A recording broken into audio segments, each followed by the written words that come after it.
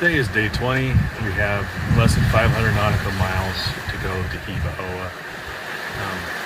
Progress still remains kind of slow. We had a motor last night because the winds were very low to non-existent, and they dropped down to 3-4 knots, and we're not going to sail direct downwind in that low of wind speed.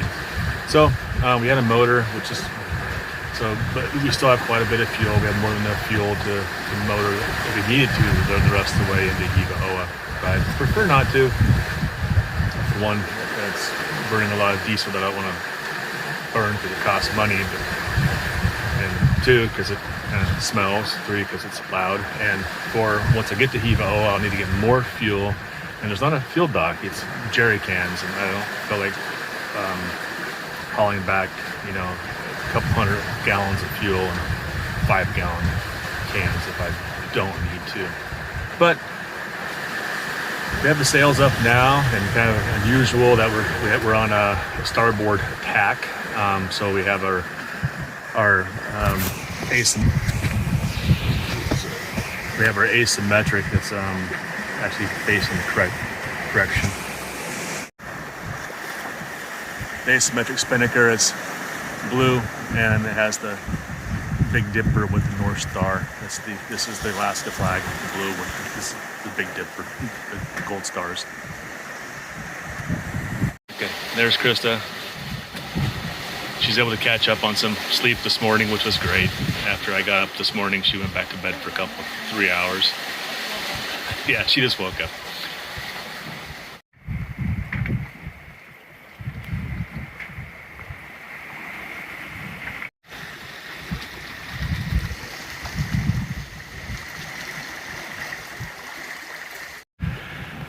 All right, so it's Saturday still, the evening of day 21, and sort of the biggest thing on our mind now, of course, probably is the arrival into Hiva-Oa. When we calculate our arrival time based upon what we're seeing for speeds, it has us coming in just after sunset on Monday, which is not ideal. I don't want to go into this harbor at night. It's not. The anchorage might be, it's pretty full right now, so I don't want to get in there after dark if I can help it.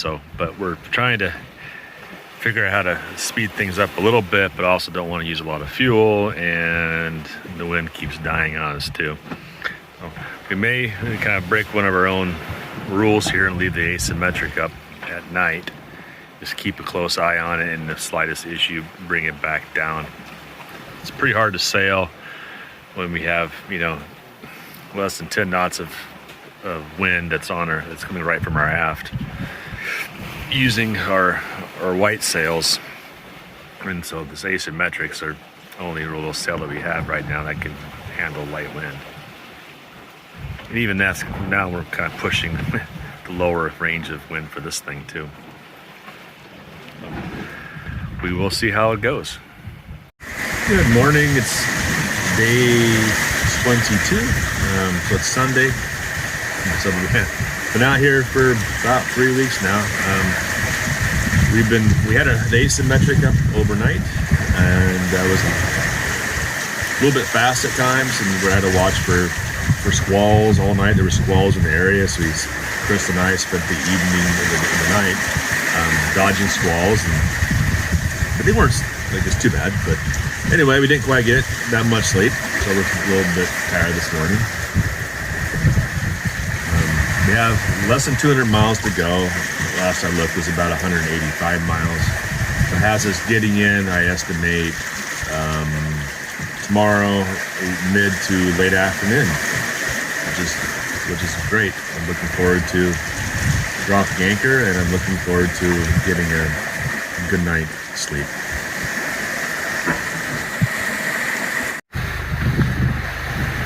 Okay, it's still Sunday, the 22nd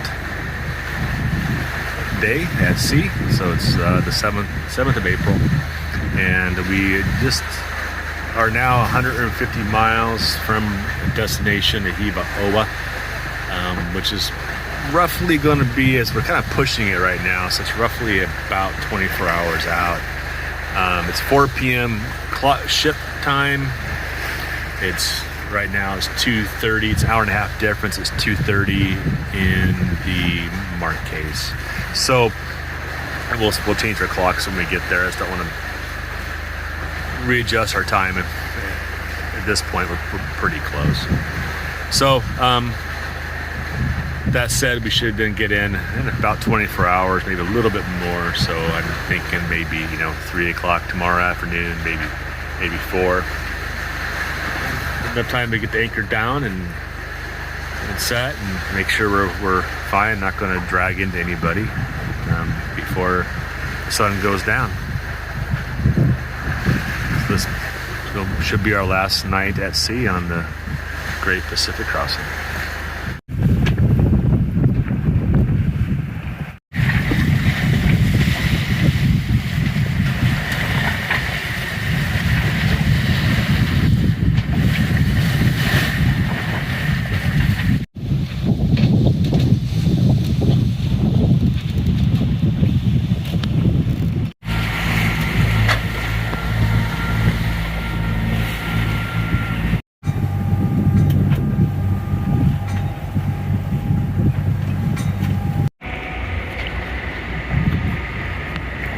Anchor dropped at 6:15.